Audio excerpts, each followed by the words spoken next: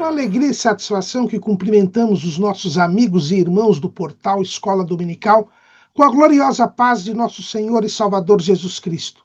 Estamos dando início a mais uma pré-aula, esta ferramenta que o portal Escola Dominical disponibiliza no início da semana, para que os irmãos possam melhor preparar a sua aula da Escola Dominical.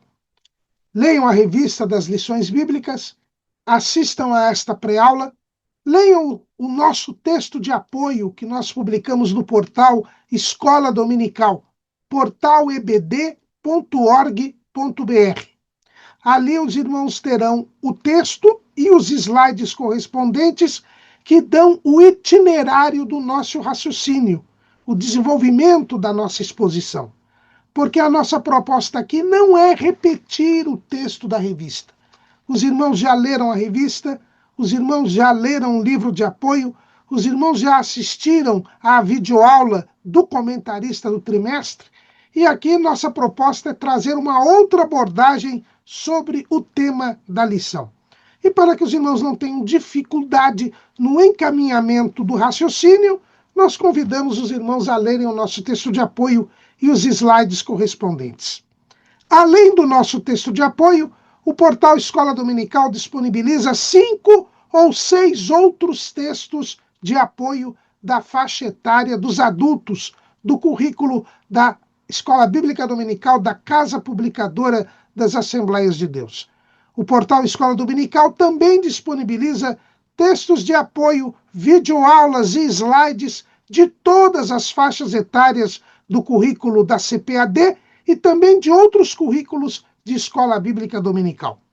Ao longo da semana, nós disponibilizamos breves comentários em áudio das leituras diárias sugeridas tanto da faixa dos adultos quanto da faixa dos adolescentes.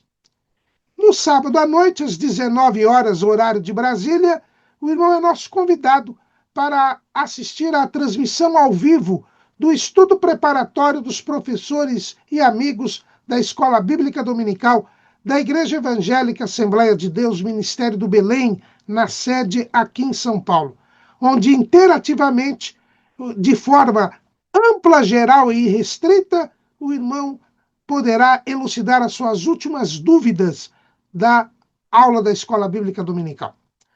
O irmão também é nosso convidado a comparecer presencialmente. Esta reunião ela é aberta a todos os que amam o estudo da Palavra de Deus e se realiza no 4º andar do Templo Sede do Ministério do Belém, na Rua Doutor Fon 140, no bairro do Belenzinho. No 4º andar, no auditório Pastor José Wellington Bezerra da Costa. Mas isto é apenas a preparação da Escola Bíblica Dominical. Ela somente se realiza quando o povo do Senhor vai à casa do Senhor, no dia do Senhor, para estudar a palavra do Senhor. Neste terceiro trimestre de 2025, nós estamos estudando o tema A Igreja em Jerusalém, Doutrina, Comunhão e Fé, a base para o crescimento da igreja em meio às perseguições. O nosso comentarista é o pastor José Gonçalves, que é o pastor presidente das Assembleias de Deus em Água Branca, no estado do Piauí.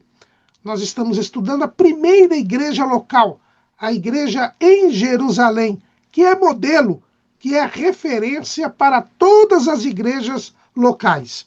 Por 2 motivos. Em primeiro lugar, porque foi Jesus quem determinou que a primeira igreja local fosse em Jerusalém. Em segundo lugar, porque a sua história, a sua forma de funcionamento está registrada na Bíblia Sagrada, que é a nossa única regra de fé e de prática. Então nós não só cremos no que está escrito no livro de Atos, como nós seguimos o que está escrito. Porque o livro de Atos, ele não é apenas um livro histórico, ele também é um livro normativo. Ele nos traz um modelo de igreja construído pelo Senhor Jesus Cristo. E como Jesus é o mesmo ontem, hoje e eternamente, nós temos de prosseguir o seu estudo. E hoje nós estamos entrando no terceiro e último bloco do trimestre. No primeiro bloco, nós estudamos as características da igreja em Jerusalém. Nosso tema é a igreja em Jerusalém, portanto, os primeiros capítulos do livro de Atos dos Apóstolos. Então, no primeiro bloco, nós estudamos as características da igreja em Jerusalém. Vimos que é uma igreja que nasceu no Pentecoste, é uma igreja pentecostal. Vimos que é uma igreja que perseverava na doutrina dos apóstolos, na comunhão, no partir do pão e nas orações. Vimos que é uma igreja fiel à pregação do evangelho.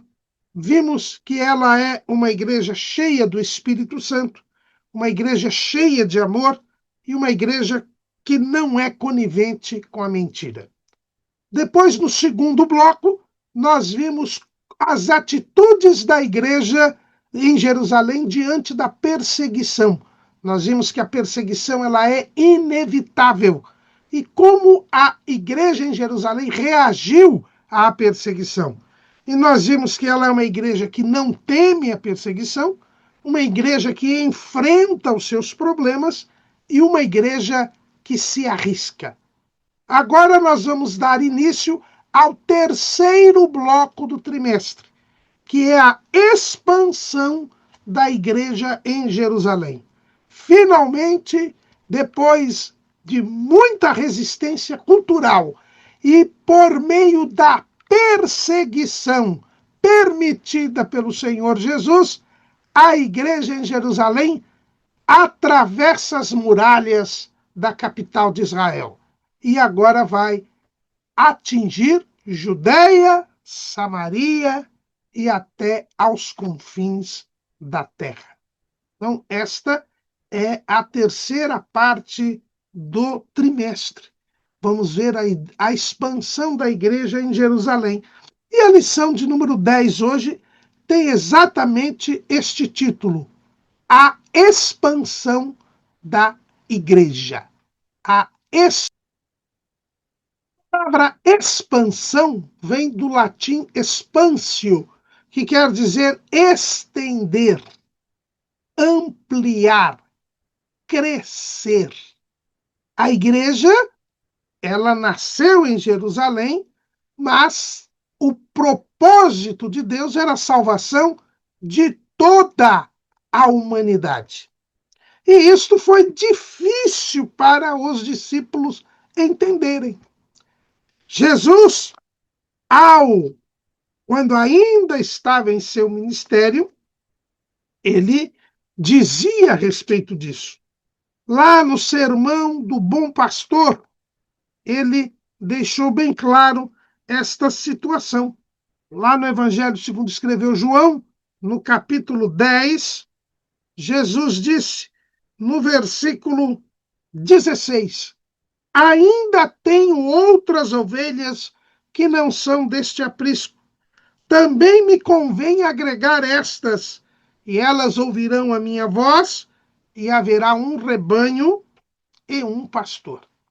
Então Jesus disse que, além dos judeus, ele também deveria salvar os gentios. A promessa da salvação é para toda a humanidade. Ela foi feita para o primeiro casal, para os pais da humanidade, Adão e Eva. Então nós temos aí a promessa da salvação. A semente da mulher viria para salvar a todos os homens. Deus disse isso novamente para Abraão.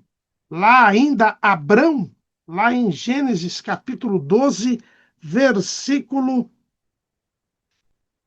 3.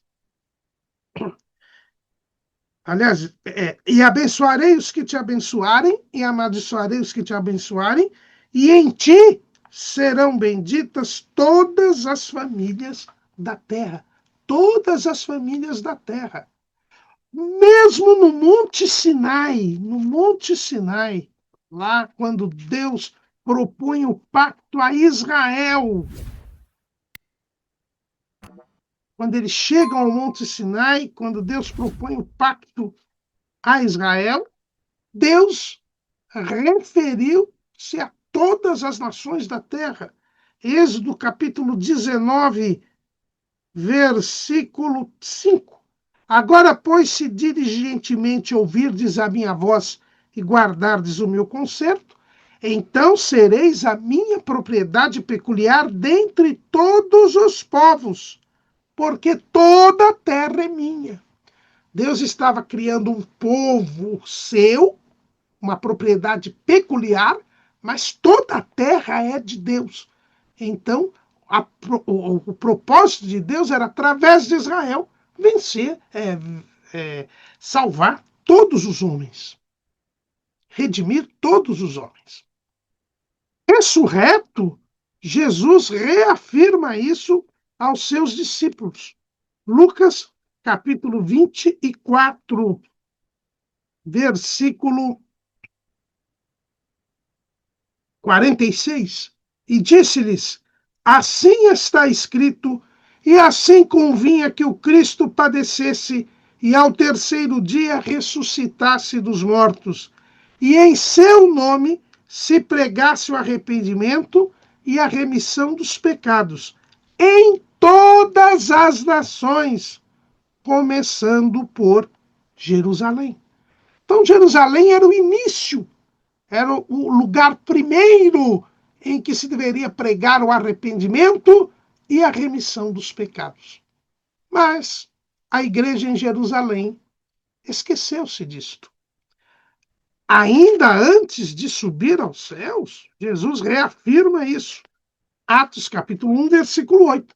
Mas recebereis a virtude do Espírito Santo que há de vir sobre vós, e ser-me-eis testemunhas, tanto em Jerusalém como em toda a Judéia e Samaria, e até os confins da terra. Tanto em Jerusalém, como em Judéia, Samaria e até os confins da terra. O batismo com o Espírito Santo era uma capacitação para a evangelização a todas as nações. A todas as nações nós temos o intuito para a pregação do Evangelho. É o que diz a nossa declaração de fé. Na segunda edição da nossa declaração de fé, no item 8, quando fala do batismo com o Espírito Santo. Cremos na experiência pentecostal do batismo no Espírito Santo, com a evidência física inicial do falar em outras línguas, que nos é dado por Jesus Cristo, conforme a sua vontade, para testemunhar do Evangelho. E testemunhar do Evangelho onde? Em todo o mundo.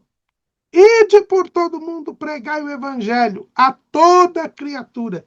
Foi a ordem que Jesus deu antes de subir aos céus. Ide e ensinai as nações, batizando-as em nome do Pai, do Filho e do Espírito Santo. Nós hoje não iremos falar aqui sobre a consciência missionária da igreja em Jerusalém, pois isto é tema de outra lição. Mas aqui nós precisamos, para falar da expansão da igreja, lembrar que este era o propósito de Jesus, anunciado durante o seu ministério. Nem estamos falando aqui das profecias no Antigo Testamento, repetido pelo Senhor após a sua ressurreição. Mas a igreja em Jerusalém não saía de Jerusalém. Atos capítulo 5, versículo 15 e 16, nos dá bem a ideia que Jerusalém, a igreja em Jerusalém, tinha tomado. Olha o que diz o texto, Atos 5 e 15. De sorte que transportavam os enfermos para as ruas e os punham em leitos e em camilhas, para que ao menos a sombra de Pedro, quando este passasse, cobrisse alguns deles. E até das cidades circunvizinhas concorria muita gente a Jerusalém, conduzindo enfermos e atormentados de espíritos imundos, os quais todos eram curados. O que o texto nos mostra aqui é que nem nas cidades em volta de Jerusalém, nem nas aldeias em volta de Jerusalém, como Betânia, por exemplo, onde morava Marta, Maria e Lázaro, nem lá os discípulos iam. As pessoas tinham que ir até Jerusalém, levar as pessoas enfermas, endemoniadas, para serem curadas, serem libertas, porque os discípulos não atravessavam as muralhas de Jerusalém. Eles estavam em Jerusalém. E segundo os cronologistas bíblicos, quando começa a perseguição que leva à morte de Estevão, que nós estudamos na lição passada, já se haviam passado 6 anos, nós estávamos por volta do ano 35, o Pentecoste foi no ano 29, e o povo de Jerusalém estava ali. A igreja em Jerusalém era uma bênção, pregava o evangelho em toda a cidade de Jerusalém, fazia sinais, prodígios e maravilhas, perseverava na doutrina dos apóstolos, no partir do pão, na comunhão, no partir do pão e nas orações, mas não saía de Jerusalém. Mas Jesus tinha dito, começando por Jerusalém, em todas as nações, ide por todo o mundo, ensinai às nações. Mas a igreja não prestou atenção neste aspecto do evangelho. E Deus permitiu, então, a perseguição. A perseguição liderada por Saulo era permitida por Deus, por quê? Quando sempre acontece. Quando Deus permite algo, é para que algo melhor aconteça. O propósito de Deus era a salvação da humanidade. Jesus havia morrido na cruz do Calvário para salvar o ser humano. Para salvar, como diz lá em Apocalipse capítulo 5, versículo 8. Versículo 9. Apocalipse 5 e 9. E cantavam um novo cântico dizendo: digno és de tomar o livro e de abrir os seus selos, porque foste morto e com teu sangue compraste para Deus homens de toda tribo e língua e povo e nação.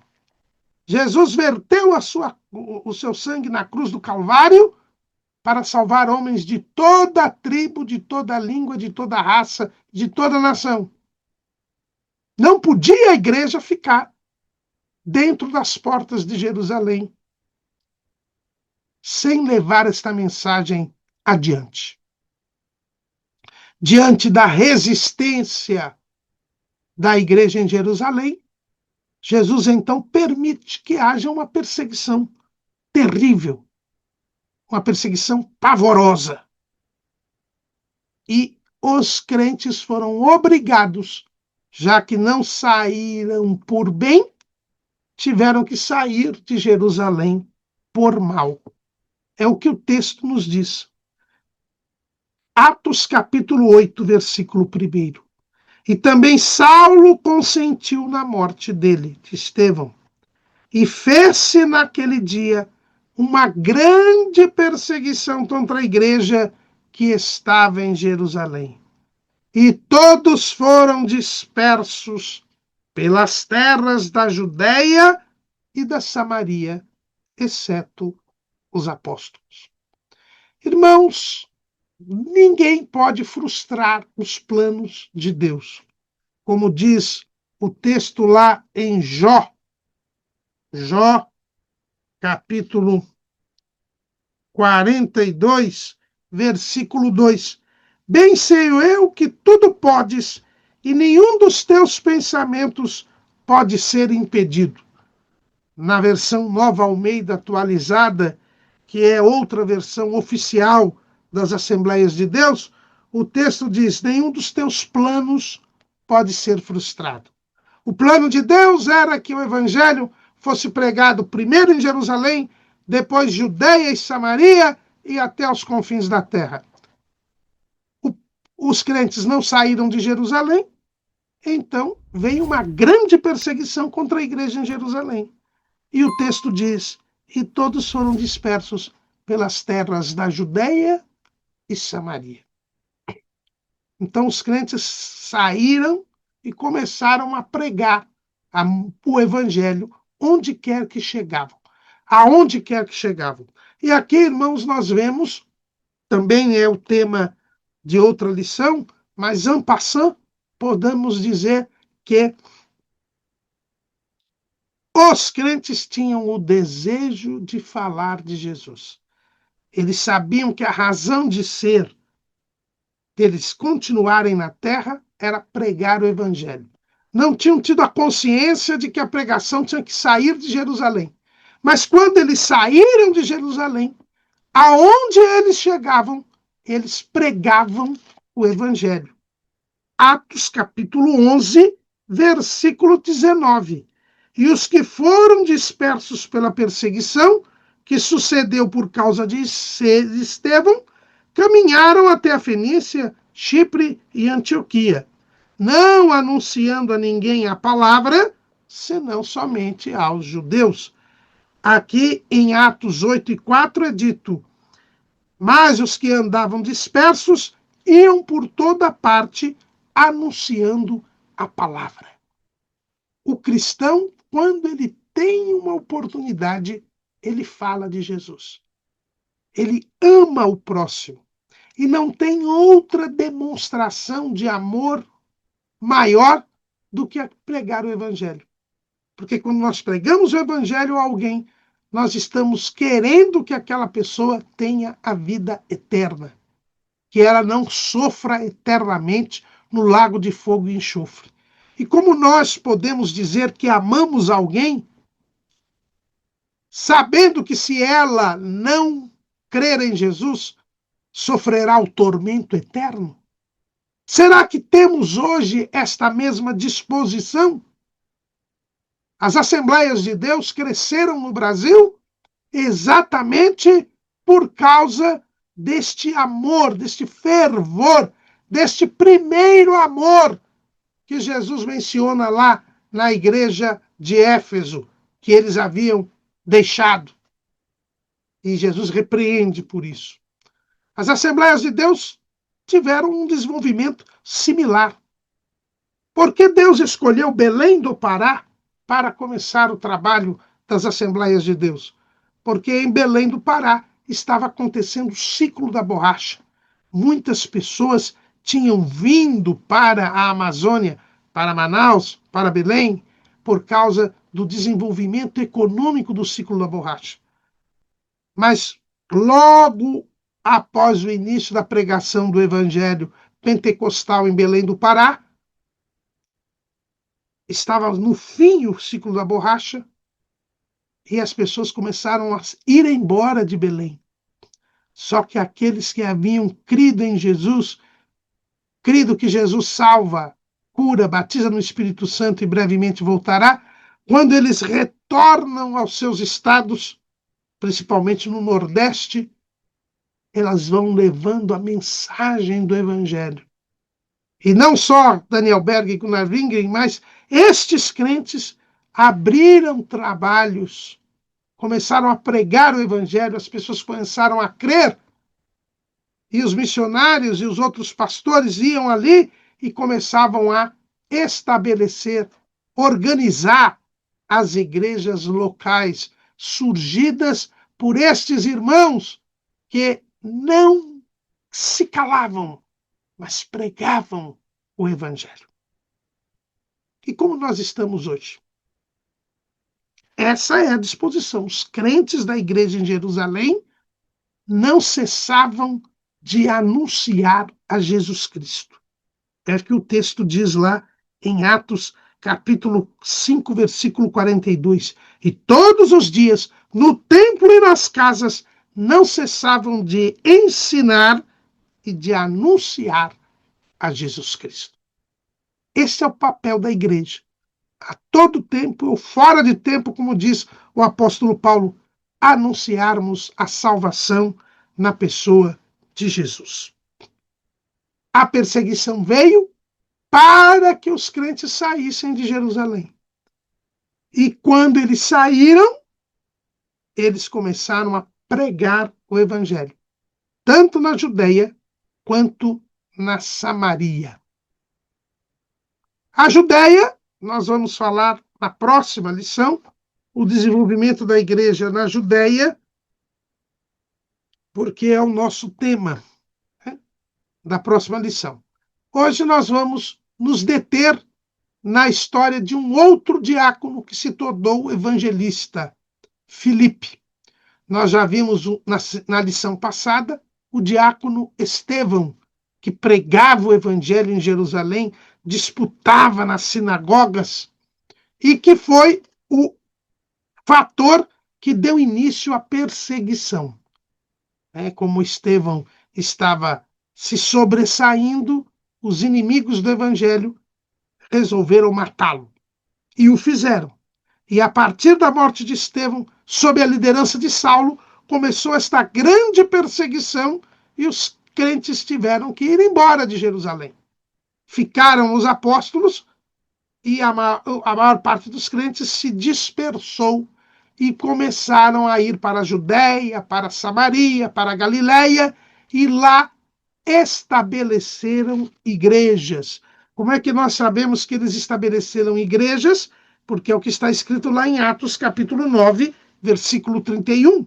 Assim, pois, as igrejas em toda a Judéia e Galiléia e Samaria tinham paz e eram edificadas, e se multiplicavam, andando no temor do Senhor e na consolação do Espírito Santo. O resultado da pregação do Evangelho por estes crentes na Judéia e na Samaria e na Galiléia foi que muitas pessoas creram em Jesus e aí foram formadas igrejas locais. E havia igrejas, então, tanto na Judéia quanto na Samaria e na Galiléia. E estas igrejas, elas se multiplicavam porque elas começaram a pregar o evangelho e deram origem a outras igrejas e também andavam no temor do Senhor e na consolação do Espírito Santo. Eram igrejas pentecostais. Elas não só obedeciam à palavra de Deus, não só perseveravam na doutrina dos apóstolos e na comunhão, porque o Espírito Santo traz a comunhão entre os crentes, derrama o amor de Deus nos nossos corações e gera comunhão. Não só o Espírito, não só eles tinham temor a Deus, o temor do Senhor, mas também tinham a consolação do Espírito Santo. Ou seja, o Espírito Santo era ativo entre eles. Por quê? Porque eles eram cheios do Espírito Santo.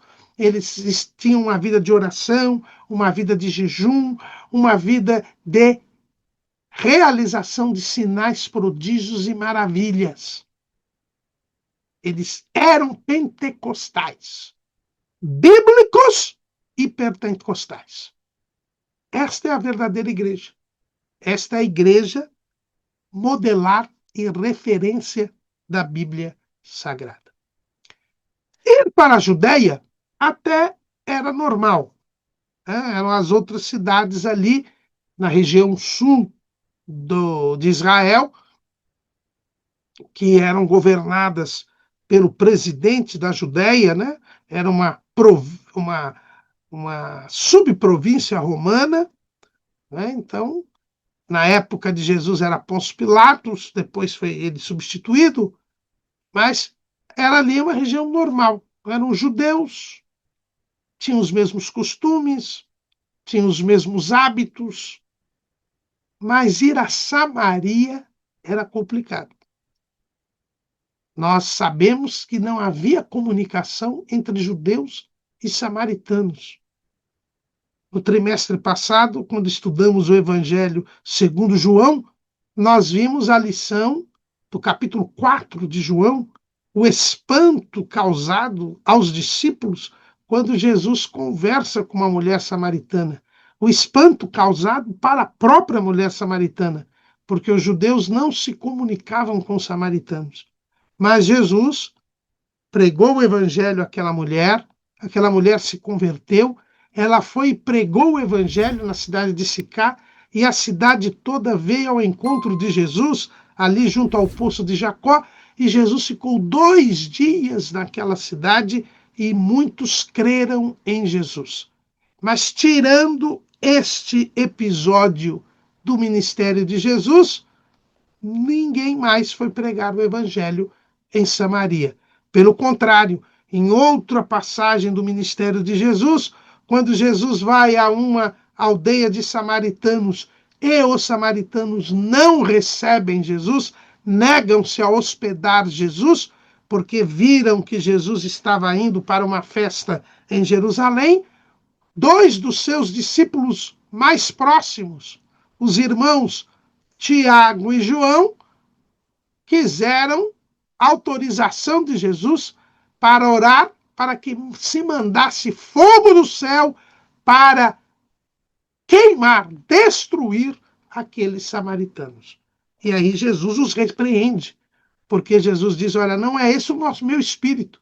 Meu espírito aqui não é de condenação, não é de preconceito racial, não é de vingança. Meu espírito aqui é de salvação. Eu vim salvar as pessoas. Então, aquele gesto de Jesus na cidade de Sicá não foi acompanhado pelos discípulos. Os discípulos mantinham aquele preconceito, aquela discriminação contra os samaritanos. E com a perseguição em Jerusalém, os judeus, os crentes, saíram. Boa parte deles foi para a Judéia, alguns até para a Galiléia, e provavelmente foram até Jericó, atravessaram o Rio Jordão, passaram pela Pérea e depois atravessaram de novo o Rio Jordão para entrar na Galiléia, como era o caminho costumeiro dos galileus para irem a Jerusalém, não passando por Samaria. Mas Filipe, que era um varão cheio do Espírito Santo, de boa reputação e de sabedoria. Como é que eu sei disso? Porque ele era um dos 7 diáconos. E para se escolher os diáconos, os irmãos se lembram, lá em Atos capítulo 6, versículo 3. Escolhei, pois, irmãos, dentre vós, 7 varões de boa reputação, cheios do Espírito Santo e de sabedoria. E quem foi eleito pelo povo? O primeiro, Estevão, homem cheio de fé e do Espírito Santo, e o segundo já foi o Filipe. Então, o Filipe também é colocado ali já em segundo lugar por causa da sua proeminência.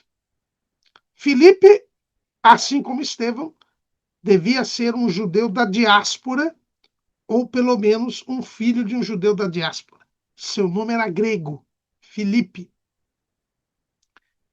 E Filipe, então, ele vai para Samaria. Dirigido pelo Espírito Santo, ele vai para Samaria. Um judeu vai para Samaria. Eu fico aqui imaginando, irmãos, ele sabia que, como judeu, ele seria mal recebido em Samaria. Ele vai para a capital, vai para a cidade de Samaria mesmo, a principal cidade ali da região da Samaria. Ele saberia que poderia ser, que seria hostilizado. Ele já estava saindo de uma perseguição. Como diácono, ele talvez estivesse mais temeroso do que os outros crentes, porque certamente já era um pregador do evangelho e Estevão havia sido morto. E ele vai para Samaria, talvez até tenha ido para Samaria sabendo da hostilidade que enfrentaria, que seria mal recebido, mas até entendendo que entre os samaritanos era melhor ficar do que entre os judeus, já que ele seria visado como um dos diáconos da igreja, como um companheiro de Estevão. Talvez tenha ido para Samaria até por achar que seria muito mais difícil em Samaria de ser preso, de ser perseguido. Preferiu a hostilidade dos samaritanos do que correr o risco de sofrer o dano da prisão e da morte. Mas quando chega a Samaria, ele não está desesperado. Ele não é um foragido. Não. Mesmo sabendo da hostilidade que sofreria por ser judeu, ele chega e começa a pregar o evangelho. Ele tinha aquela chama pentecostal no seu coração. Ele havia sido cheio do Espírito Santo, ele havia sido batizado com o Espírito Santo para testemunhar do evangelho, para pregar o evangelho. É esse o objetivo do batismo com o Espírito Santo. Quem é batizado com o Espírito Santo, ele tem o ardor, o fogo pentecostal, o amor ardente pelas almas perdidas. Para isso é que ele é batizado com o Espírito Santo. E eu me preocupo nos últimos dias, em primeiro lugar, pela redução drástica que a igreja está tendo de pessoas batizadas com o Espírito Santo.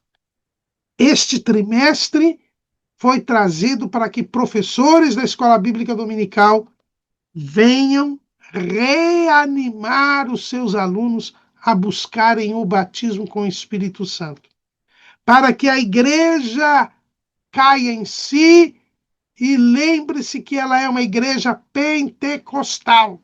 E uma igreja pentecostal é uma igreja em que os membros são batizados com o Espírito Santo. Nós temos que, desde os novos convertidos, desde as crianças, incentivar a todos a buscarem o batismo com o Espírito Santo. Pôr o povo na oração, na busca do batismo com o Espírito Santo. E Jesus batizará com o Espírito Santo, porque a promessa diz respeito a todos quantos Deus nosso Senhor chamar. É a todos os crentes. Mas é preciso buscar. É preciso buscar. Jesus mandou que o povo buscasse o batismo com o Espírito Santo. Filipe tinha este ardor.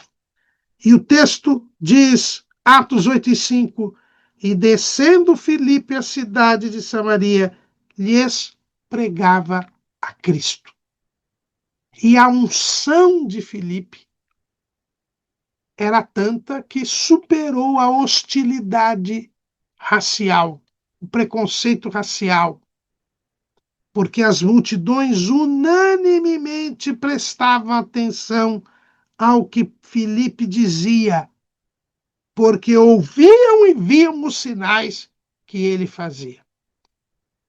Quando Filipe chegou, Jesus começou a abençoar Filipe.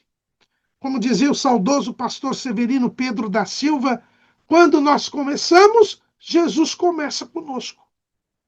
Filipe chegou a Samaria e começou a pregar o evangelho, e não só a pregar o evangelho, mas a fazer sinais.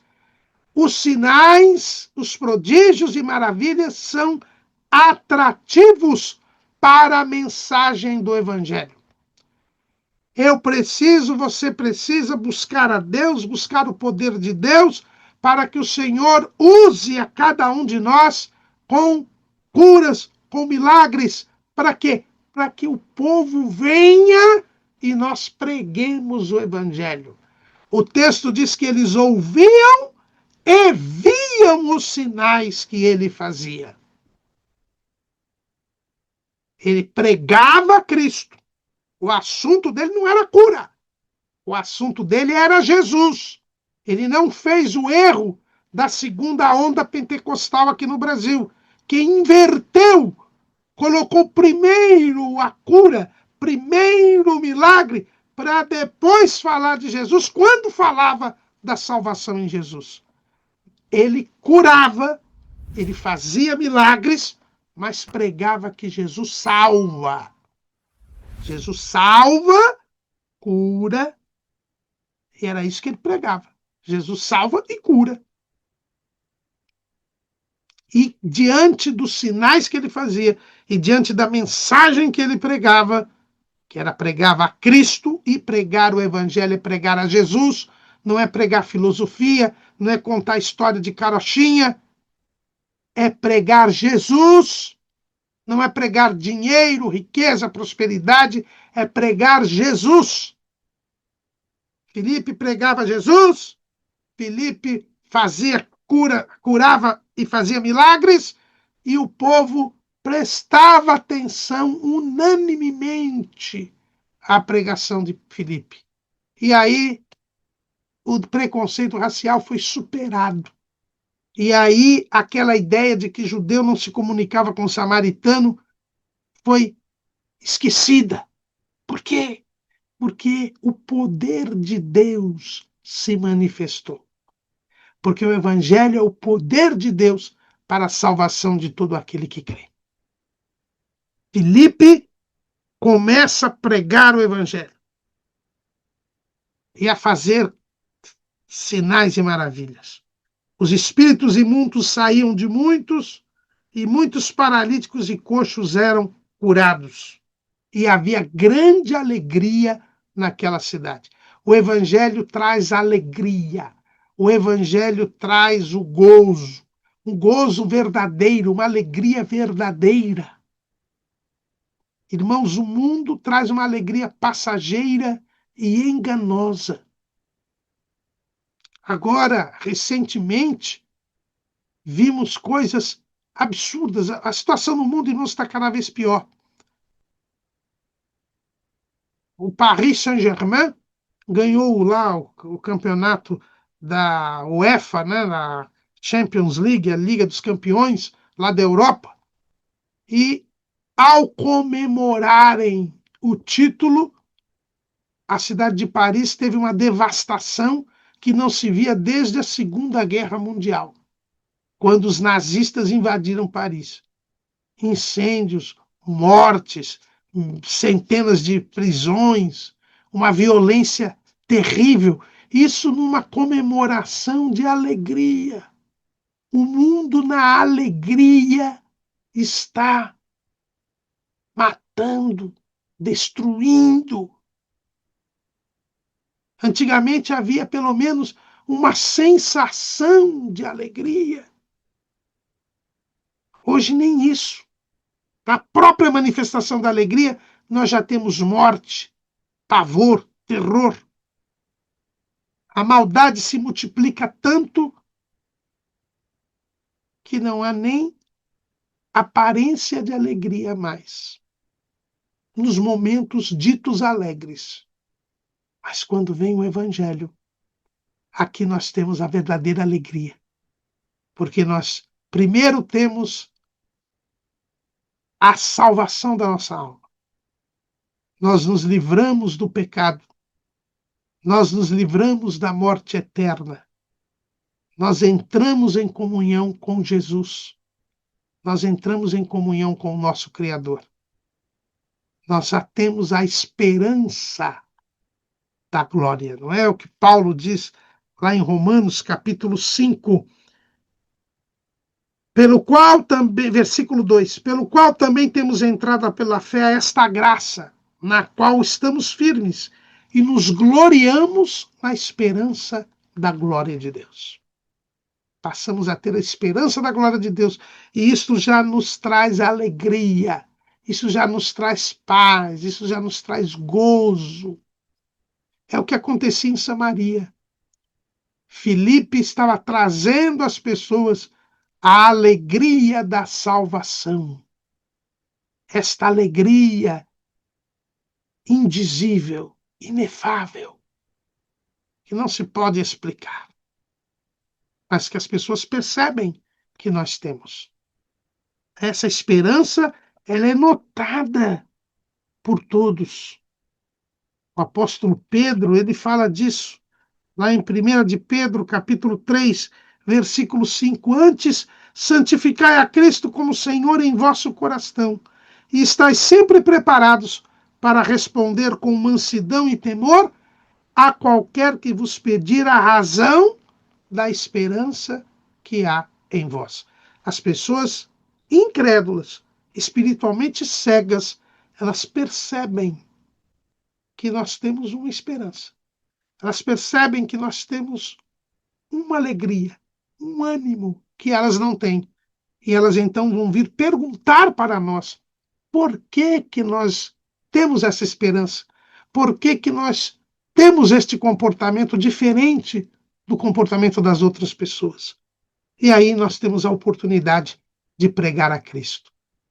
Esta alegria que trouxe Filipe para o povo de Samaria, uma alegria tão grande que abalou e que mexeu com uma grande personagem que existia na cidade de Samaria, que era Simão.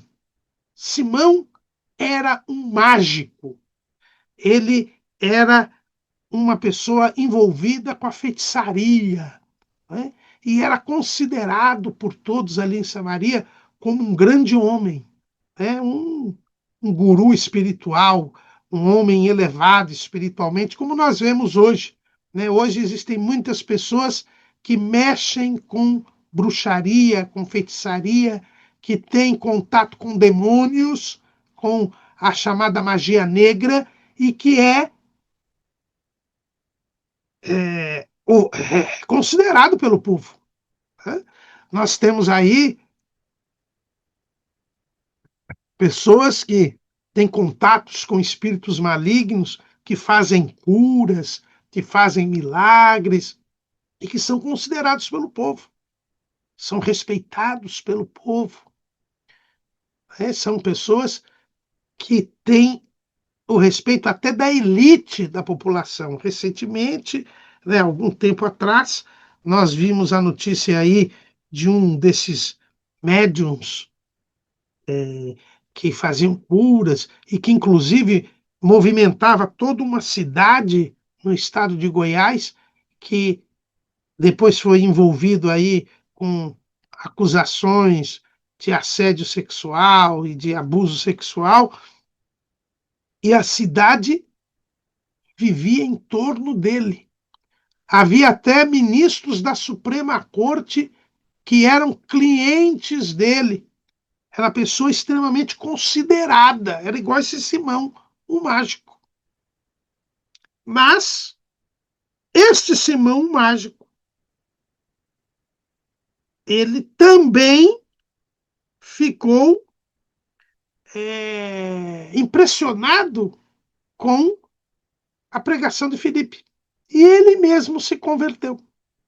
Né? Ele mesmo se converteu e até se batizou. Né? E aqui a gente vê outra coisa. Quando as pessoas eram convertidas, quando as pessoas criam em Filipe, Filipe organizou uma igreja, os batizava nas águas. Cumpria a ordenança de Jesus, de batizá-los nas águas. E alguém diz, mas eles eram batizados logo em seguida? Sim, porque os samaritanos, eles, embora não fossem judeus, havia uma mistura de judeus com estrangeiros. Essa é a origem do povo de samaritano. Os samaritanos até hoje, existem cerca de 500, 600 samaritanos ainda em Israel, e eles têm a cidadania israelense, são considerados israelenses, porque eles eram uma mistura de judeus com gentios, e eles tinham conhecimento das escrituras. Embora eles só reconhecessem o Pentateuco, eles tinham conhecimento das escrituras. Havia até escrituras em aramaico escritas para eles, chamado Pentateuco Samaritano. Então eles eram conhecedores da palavra. Nós vemos a mulher samaritana no diálogo que ela tem com Jesus, e ela era uma mulher indouta, de vida irregular, mas indouta, mas ela já sabia da promessa do Messias. Ela disse que quando o Messias viria, lhes ensinaria todas as coisas. Então o povo samaritano também era um povo que tinha conhecimento das Escrituras. Então, a pregação de Filipe era uma pregação semelhante à que foi feita em Jerusalém. O povo já conhecia as Escrituras, o Antigo Testamento. Quando eu falo Escritura, era o Antigo Testamento, porque o Novo Testamento ainda não tinha começado a ser escrito. Então, o Antigo Testamento. Então, qual era o trabalho dos crentes? Era mostrar nas Escrituras que Jesus era o Cristo. É o que fez o apóstolo Paulo lá em Damasco. A gente lê lá Atos capítulo 9, versículo 20. E logo nas sinagogas pregava Jesus que este era o Filho de Deus. Então a pregação do Evangelho era mostrando que Jesus era o Cristo, pegando as profecias messiânicas e mostrando que elas haviam se cumprido em Jesus. Então, quando a pessoa cria que Jesus era o Cristo, já podia ser batizada. Por quê? Porque ela já conhecia as doutrinas, já conhecia as Escrituras, que não é o que vai acontecer em Antioquia. Em Antioquia vai ser a primeira igreja gentílica. Lá, Saulo e Barnabé tiveram que, ou Barnabé e Saulo, melhor dizendo, nesta ordem, que o pastor da igreja era Barnabé, eles durante um ano todo ensinaram as escrituras para os crentes de Antioquia. Lá foi necessário o discipulado. Por quê? Porque os antioquitas eram gentios, não conheciam as escrituras. Então aqui não havia necessidade de um discipulado para depois haver o batismo, né? Como Jesus ensinou: ide, fazei discípulos dentre as nações, batizando-as em nome do Pai, do Filho e do Espírito Santo, e ensinando-as a guardar todas as coisas que eu vos tenho mandado. Aqui as pessoas não precisavam mais aprender as Escrituras, serem discipuladas, porque elas já conheciam as Escrituras, elas só não sabiam que o Cristo era Jesus. E quando elas eram apresentadas nas Escrituras a Jesus como o Cristo e criam, aí elas podiam ser batizadas. Então Simão, ele era um mágico, ele era considerado uma grande personagem, mas ele também creu no Evangelho. Ele também creu ao ver a pregação de Filipe, os sinais, prodígios e maravilhas. Ele que havia mexido com a feitiçaria, com a magia, ele percebeu, e o texto diz que ele tinha iludido as pessoas. Aí ele percebeu que o Filipe realmente realizava sinais, prodígios e maravilhas com um poder autêntico, um poder verdadeiro, um poder superior ao que ele servira antigamente. E então o mágico Simão creu. O texto diz que ele creu. Atos 8:13. E creu até o próprio Simão. E sendo batizado, ficou de contínuo com Filipe. E vendo os sinais e as grandes maravilhas que se faziam, estava atônito. Ele via que aquilo que Filipe fazia era diferente do que ele tinha feito. Se ele era apenas um charlatão, um enganador, ou se ele realmente operou pelo poder de Satanás, agora ele via que o que Filipe fazia era diferente. Isso aqui é muito importante. O que a igreja faz é diferente do que faz o diabo, ou da charlatanice, ou da mentira, do charlatanismo ou da mentira. Tomemos muito cuidado com isso. Há pessoas que não estão discernindo entre o que é de Deus e o que não é. Nós precisamos ter discernimento espiritual. É um dom que tem faltado na igreja, que é fundamental, é o discernimento de espíritos. É um dos 9 dons espirituais. Paulo teve esse discernimento lá na cidade de Filipos. Estes homens que vos anunciam o caminho da salvação são servos do Deus Altíssimo. Aquela moça, repetidas vezes, falava isso, numa cidade que não tinha sinagoga onde Paulo poderia ter ido iniciar a pregar. Parecia ser uma grande ajuda de Deus para a pregação do evangelho em Filipos. que era uma cidade diferente, uma colônia romana, e que Paulo estava tendo que ter uma situação nova no início dessa sua segunda viagem missionária. Mas ele teve o discernimento dos espíritos. Ele tinha esse dom. E ele percebeu que era o demônio. E ele repreendeu o demônio que estava naquela moça. O que lhe custou a liberdade.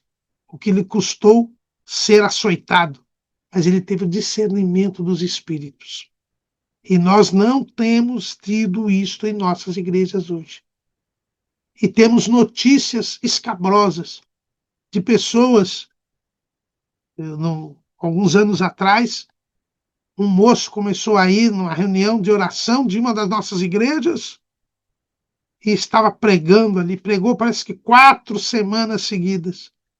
E na quarta pregação, ele se identificou como um satanista, causando ali um escândalo, dizendo: vocês não são de nada, eu sou um satanista e vim aqui e vocês me deixaram pregar um mês inteiro.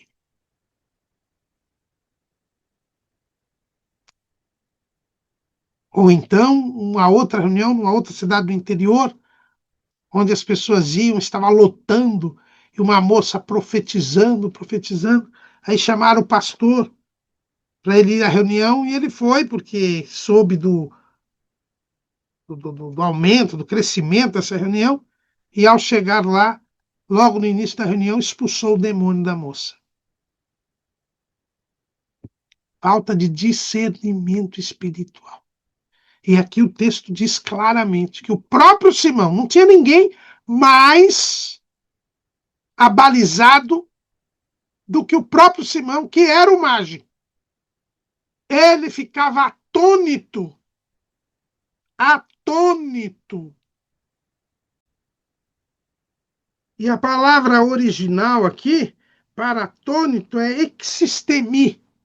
Existemi, que quer dizer assombrado, espantado, sem ter como pensar no assunto, sem ter como entender o que estava acontecendo. Por quê? Porque era algo totalmente diferente do que ele fazia antes. Há grande diferença entre a ação de Deus e a ação do demônio. E diante da repercussão deste trabalho em Samaria, esse assunto chegou até Jerusalém. Veja que Filipe saiu por causa da perseguição, mas havia um vínculo da igreja-mãe com o trabalho dos seus membros. Essa dispersão não significava desorganização, não significava separação, era uma dispersão, havia uma nova igreja local, a igreja de Samaria, né, mas os apóstolos sabiam da sua responsabilidade sobre a membresia. E os apóstolos, ao saberem que Filipe estava ganhando muitas almas para Jesus em Samaria, mandaram para lá Pedro e João. Pedro e João, então, foram até Samaria. Olha que interessante, João, que queria mandar fogo do céu para matar samaritano, agora vai junto com Pedro para Samaria, para saber o que estava acontecendo, para se inteirar do que estava acontecendo. E quando chegaram a Samaria, Pedro e João, qual foi a primeira preocupação de Pedro e João? Perguntar a Filipe se aqueles crentes eram batizados com o Espírito Santo. A igreja em Jerusalém, irmãos, era uma igreja pentecostal. Era uma igreja, assim como os primórdios das Assembleias de Deus, que estavam, portanto, dentro do modelo bíblico, uma igreja que não admitia que os crentes ficassem tempos sem serem batizados com o Espírito Santo. Filipe estava belíssimamente bem em Samaria, mas ele não estava pregando o evangelho completo. Ele só estava pregando que Jesus salva e cura. Mas ele tinha que pregar que Jesus salva, cura, batiza no Espírito Santo e brevemente voltará. Não sei se ele estava pregando que Jesus brevemente voltaria, mas ele estava pregando que Jesus salva e cura, mas não pregou que Jesus batizava no Espírito Santo. E quando os apóstolos chegaram, o que eles perguntaram? Atos 8:15. Os quais, tendo descido, oraram por eles para que recebessem o Espírito Santo, porque sobre nenhum deles tinha ainda descido, mas somente eram batizados em nome do Senhor Jesus. Então lhes impuseram as mãos e receberam o Espírito Santo. A preocupação de Pedro e João é se aqueles crentes eram batizados com o Espírito Santo. Por quê? Porque eles sabiam que sem o batismo com o Espírito Santo não haveria proatividade para pregar a palavra. Não haveria ousadia para que eles pregassem a palavra. A igreja não continuaria a crescer no ritmo desejado pelo Senhor Jesus. Porque não haveria a manifestação dos dons espirituais. Filipe era cheio do Espírito Santo, mas Filipe não ficaria para sempre na igreja, como não ficou. Logo em seguida ele já saiu de Samaria. Mas havia necessidade que aquela igreja se sustentasse no seu crescimento. Ela deveria andar, como nós lemos aqui, no temor do Senhor e na consolação do Espírito Santo. E o Espírito Santo deveria agir plenamente naquela igreja. E a plenitude do Espírito Santo significa batismo com o Espírito Santo. Quando nós cremos, nós recebemos o Espírito Santo em nós. Mas o Espírito Santo só age com total domínio quando há o revestimento de poder. A igreja em Jerusalém era uma igreja pentecostal. Por quê? Porque estava preocupada que todos os crentes fossem batizados com o Espírito Santo. E eles impuseram as mãos sobre os samaritanos e eles foram cheios do Espírito Santo. Eles receberam o Espírito Santo. Ah, irmão Caramuru, aqui não diz que eles falaram em línguas. Realmente, o texto aqui, em Atos capítulo 8, não diz que eles falaram em línguas. Mas, ao receberem o Espírito Santo, a Bíblia diz que Simão viu algo, ele que já estava atônito, ele viu algo diferente. E Simão, vendo que pela imposição das mãos dos apóstolos era dado o Espírito Santo, lhes ofereceu dinheiro. Olha, Simão estava andando de contínuo com Filipe. E Filipe estava pregando, expulsando demônios, curando enfermos, fazendo milagres. Isso deixava deixava Simão atônito, sem entender, sem ter o que dizer, sem ter o que compreender. Mas quando os apóstolos chegaram e impuseram as mãos, aconteceu algo que não tinha acontecido até antes. O que é que não tinha acontecido até antes? É falar em outras línguas, irmãos. Porque lá em Marcos diz, esses sinais seguirão os que creem em meu nome, curarão enfermos, expulsarão demônios, falarão novas línguas. E se tiver bebido alguma coisa mortífera, não lhes fará dano algum. Ele tinha visto curar enfermos, ele tinha visto expulsar demônios, ele tinha visto realização de milagres. O que ele não tinha visto era o povo falar em outras línguas, porque eles não tinham ainda sido batizados com o Espírito Santo. Mas agora ele viu algo diferente. Que algo diferente é esse? Só pode ser falar em outras línguas, irmãos. Só pode ser isso. O texto não diz, mas é clara a inferência. É evidente a inferência. Ele viu algo novo. E esse algo novo é falar em outras línguas. Tanto que ele ofereceu dinheiro para ter este poder. Que é Filipe não é que Filipe não tinha, mas ele não tinha exercitado. Então aqui a gente vê já a maldade de Simão. Algo que Filipe não tinha feito, algo que não tinha acontecido ainda, que só pode ser o falar em outras línguas. Então ele quis já se projetar contra Filipe. E ele então ofereceu dinheiro a Pedro e João para ter este dom. E aqui nós vemos que, ao impor as mãos sobre os discípulos, eles foram batizados com o Espírito Santo. Então, é bíblico que pessoas orem e essas pessoas sejam batizadas com o Espírito Santo.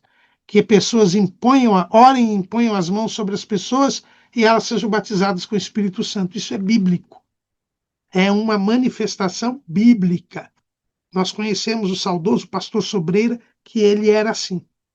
Ele punha as mãos sobre as pessoas eram batizadas com o Espírito Santo. Ele fazia muitas campanhas, inclusive, numa dessas campanhas que ele fez, eu fui batizado com o Espírito Santo. Então, isso existe. Há pessoas aí que andam criticando esses batizadores. Quem batiza com o Espírito Santo é Jesus. Mas, desde Samaria, nós temos o registro de pessoas que impunham as mãos sobre as pessoas e elas são batizadas com o Espírito Santo. Isso não tem nada a ver com crisma. Com base nessa passagem, a Igreja Romana criou o sacramento da crisma, né, que só os bispos é que podem celebrar, e aí a pessoa é cheia do Espírito Santo por esse sacramento. Não, a pessoa é cheia do Espírito Santo por Jesus. Quem batiza com o Espírito Santo é Jesus.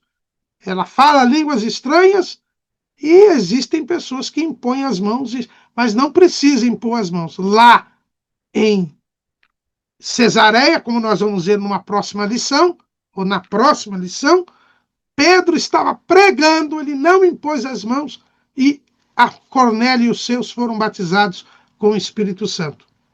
E ele nem precisou impor as mãos. Então, não é sempre que a imposição de mãos traz o batismo com o Espírito Santo, mas existem pessoas que, ao imporem as mãos, as pessoas são batizadas com o Espírito Santo e falam em outras línguas. Não tem nada a ver com a crisma. Aí, Pedro e João repreende duramente Simão. Diz: o teu dinheiro seja contigo para a perdição, pois cuidaste que o dom de Deus se alcança por dinheiro. E aqui nós vemos mais uma vez o ensino de Jesus. Quem tem amor ao dinheiro não tem amor a Deus. E aqui nós vemos a manifestação da chamada simonia, passou a ter esse nome, de que a simonia é a compra de dignidades eclesiásticas, de posição eclesiástica. Né? Pessoas que, por dinheiro, galgam posições ou ganham posições na igreja. Pedro repreendeu, mas tem gente que vende. Não vende o poder de Deus, porque o poder de Deus não se vende. Mas vendem posições na igreja. Vendem autoridade na igreja. E a situação, às vezes, fica num quadro de calamidade total. Foi essa situação que Lutero encontrou na igreja na Reforma. Um dos grandes motivos da Reforma Protestante foi essa compra generalizada, não só das indulgências, que era do perdão dos pecados por dinheiro, mas a compra de posições estratégicas na estrutura hierárquica da igreja. O dinheiro, quando entra como fator primordial na realização da obra de Deus, é um desastre, é uma catástrofe. E leva o quê? o dinheiro leva à perdição. O teu dinheiro seja contigo para a perdição. E quando aqui não se conseguiu vender, mas quando se vende, a perdição é certa. O prejuízo é terrível. E ainda disse Pedro: tu não tens parte nem sorte nesta palavra, porque o teu coração não é reto diante de Deus. Quando alguém quer usar seu poder econômico-financeiro para ter vantagens na igreja, o seu coração não está reto diante de Deus. Ele não tem parte nem sorte na palavra. Ele está apartado de Deus. Ele está fora da comunhão com Deus. E Pedro disse para que ele se arrependesse, para que, porventura, te seja perdoado o pensamento do teu coração, pois vejo que estás em fel de amargura e em laço de iniquidade. Simão ficou apavorado, pediu oração aos discípulos, mas diz a tradição que se transformou num herege. Não temos dados bíblicos a esse respeito. E o importante, o bonito aqui é que os apóstolos foram, impuseram as mãos, as pessoas foram batizadas com o Espírito Santo, mas eles mesmos foram atingidos pelo fervor espiritual da igreja de Samaria. Tanto que quando eles voltaram para Jerusalém, eles mesmos, Pedro e João, passaram a pregar o evangelho em aldeias de samaritanos. Eles mesmos levaram o evangelho para outras cidades de Samaria. Eles foram impulsionados, eles foram contagiados pelo fervor missionário de Filipe. Quando eles voltam para Jerusalém, eles voltam pregando o evangelho em aldeias de samaritanos. Mas a igreja não iria se expandir apenas em Samaria por intermédio de Filipe. O texto continua mostrando que Filipe, Deus então chama Filipe para que ele vá para Gaza. O anjo do Senhor falou a Filipe, Atos 8:26, dizendo: levanta-te e vai para a banda do sul, ao caminho que desce de Jerusalém para Gaza, que está deserto. Filipe era o pastor da igreja em Samaria. Uma igreja poderosa, fervorosa. Foi reconhecido pelos apóstolos como líder daquela igreja. Os crentes foram batizados com o Espírito Santo. Simão foi desmascarado. E agora, um anjo do Senhor vem e traz a seguinte mensagem para Filipe: larga tudo isso aí e vai para um lugar deserto. A estrada de Jerusalém, a estrada que desce de Jerusalém para Gaza. Uma estrada que está deserta, que não era mais usada. Como que alguém que prega o evangelho, que Jesus está usando, que está com uma igreja grande, que acabou de ser reconhecida pelas lideranças, vai agora largar tudo e ir para um lugar que não tem ninguém? Não tem cabimento uma ideia dessa. Não tem cabimento isso. Mas Filipe temia a Deus. Filipe sabia que a obra era de Deus.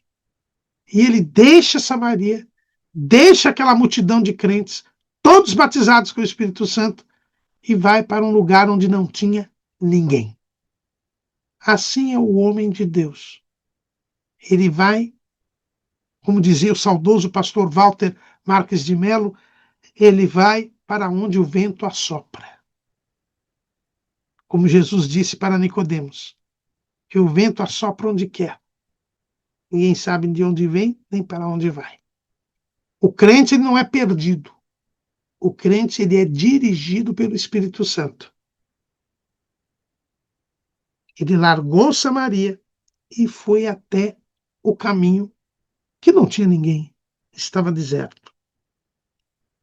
De repente, ele vê uma carruagem. Se aproxima uma carruagem, e nesta carruagem estava um homem etíope, eunuco, que era o mordomo-mor de Candace. Candace era o título da rainha dos etíopes, assim como Faraó é o título do rei de Juda do Egito, Candace era o título da rainha dos etíopes. E ele era o tesoureiro da rainha, o superintendente dos tesouros. E ele era um prosélito, ou seja, ele tinha se convertido ao judaísmo. A Etiópia tinha uma comunidade de judeus. Dizem alguns historiadores que teriam sido descendentes da rainha de Sabá, que a rainha de Sabá teria tido um filho com Salomão. Isso é a tradição quem diz. A verdade é que hoje existem os chamados falachas, que são judeus etíopes, que foram inclusive reconhecidos pelo governo de Israel como judeus e resgatados da Etiópia. A Etiópia, que é um país comunista, eles foram resgatados da Etiópia lá pelo final da década de 70, década de 80, e moram hoje em Israel. Têm a cidadania israelense, porque foi confirmado que eles são de etnia judaica. Eles têm DNA judeu. Então, essa comunidade já existia naquele tempo, e este tesoureiro, ele era o tesoureiro da rainha, ele veio a Jerusalém por ocasião de uma festa, ele veio adorar a Deus, porque ele era um prosélito, ele era um convertido ao judaísmo, né? Na verdade, judeu, né? E ele veio e, como ele era bom de dinheiro, ele comprou um manuscrito, o livro do profeta Isaías. O livro do profeta Isaías era o maior livro, porque é o livro mais extenso do Antigo Testamento. Alguém vai dizer para mim, não, senhor, o livro mais extenso é Salmos. São 150 salmos. E o livro de Isaías só tem 66 capítulos. Acontece que o livro dos Salmos, até hoje, ele é dividido em 5 livros. Quem tem a nova versão internacional e algumas outras versões mais modernas também identificam ali no livro dos Salmos cada livro. São 5 livros. Então, na sinagoga e no templo também, em Jerusalém, na época, os livros dos Salmos são 5. Então, eles são menores do que o livro do profeta Isaías. O livro do profeta Isaías é o maior livro. E que eram aqueles rolos, né? Para a gente falar livro, a gente está falando daqueles rolos escritos em pergaminho ou em papiro. Aqui, provavelmente, como ele era um homem rico, ele comprou um pergaminho que era mais caro do que o papiro. E ele então estava levando para a sua casa um livro do profeta Isaías, para poder então ali ler as escrituras ou até levar para a sinagoga que ele fazia parte. E quando vem a carruagem, o Espírito Santo diz a Filipe, fica perto, chega perto dessa comitiva. E quando ele chega perto, aí nós vemos que Filipe era alguém versado nas Escrituras, além de cheio do Espírito Santo, assim como Estevão, ele era conhecedor das Escrituras. Por quê? Porque ele ouviu o eunuco, o mordomo-mor de Candace, estava lendo o texto do profeta Isaías. E se ele estava lendo em hebraico, porque as escrituras eram escritas em hebraico. Então, isso é sinal que Filipe conhecia o hebraico. O povo judeu, naquela época, não falava mais hebraico, só falava aramaico, que era a língua que eles aprenderam lá no cativeiro da Babilônia. Tanto que quando Jesus, na cruz, falou em hebraico, Salmo 22, Eloi, Eloi, lama sabachthani, quer dizer, Deus meu, por que me desamparasse? O povo não entendeu, achou que ele estava chamando por Elias. Por quê? Porque o povo não falava aramaico. Nas sinagogas, os escribas eles liam o texto em hebraico e depois explicavam o texto para o povo em aramaico, mais ou menos como acontecia com a Igreja Romana até o Concílio Vaticano II, quando se lia o texto da Bíblia em latim, a própria missa era rezada em latim, mas o padre pregava em português, para que o povo entendesse. Mas o povo mesmo não entendia a mensagem, até acompanhava, mas todo o ritual da missa era em latim. Até hoje em dia existe um movimento crescente dentro da Igreja Romana para reabilitar a missa em latim. O latim, que era a língua falada pelos romanos, que é a língua oficial da Igreja Romana. As escrituras, até hoje, são lidas em hebraico nas sinagogas. Mas o povo não falava hebraico. Mas Filipe conhecia o hebraico. Ele ouviu, e aquele eunuco também conhecia o hebraico. Pela condição social dele, ele havia aprendido o hebraico. Então, ele era um judeu, um prosélito, judeu, e ele foi comprar, comprou as escrituras e estava lendo em voz alta.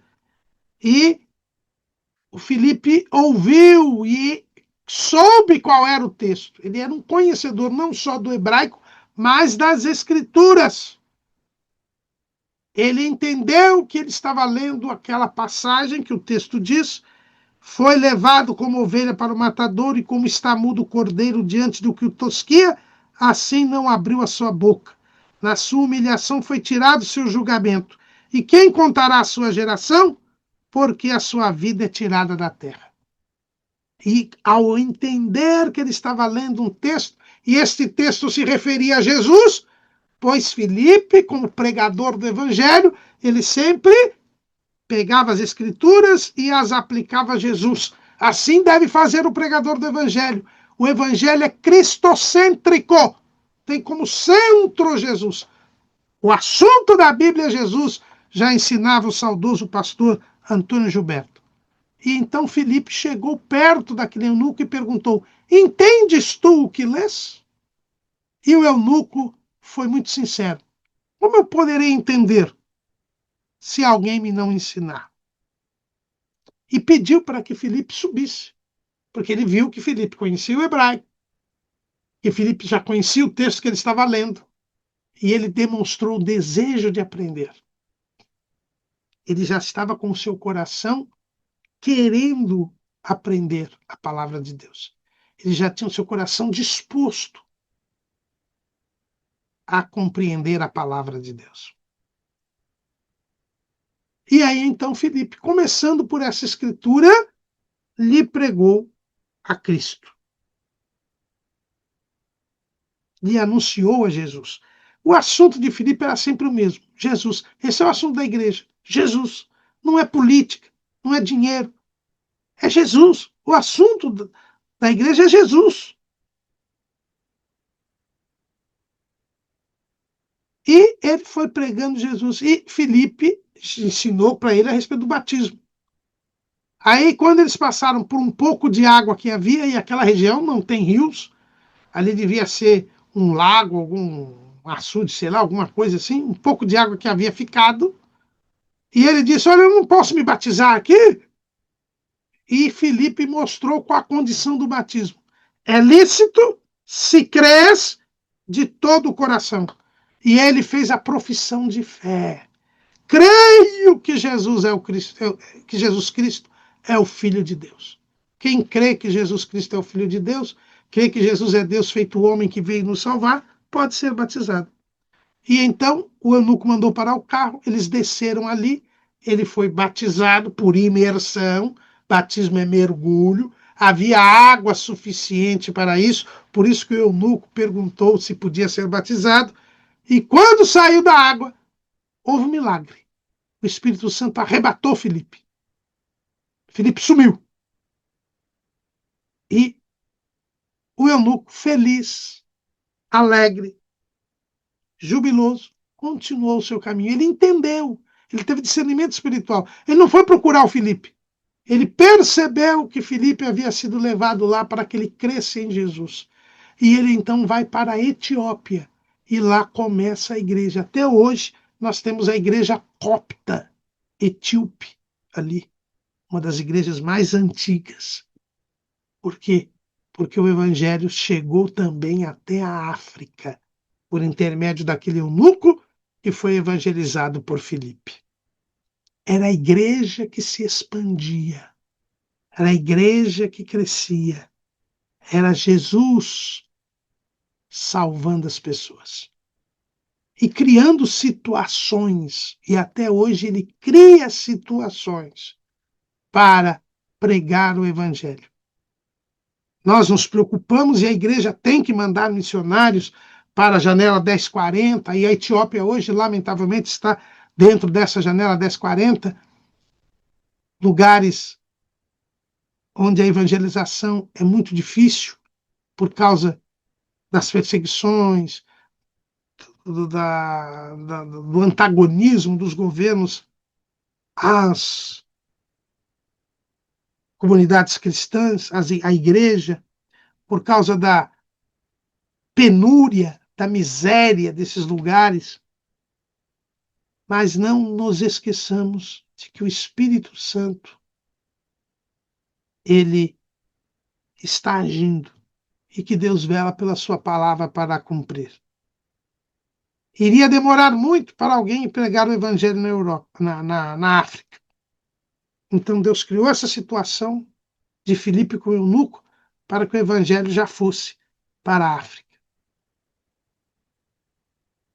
Deus mandou Filipe para Samaria, criou uma situação para que os próprios apóstolos também pregassem nas aldeias dos samaritanos. Deus continua criando situações para expandir a sua igreja. E não parou por aí, como nós vamos ver na próxima aula. Amém.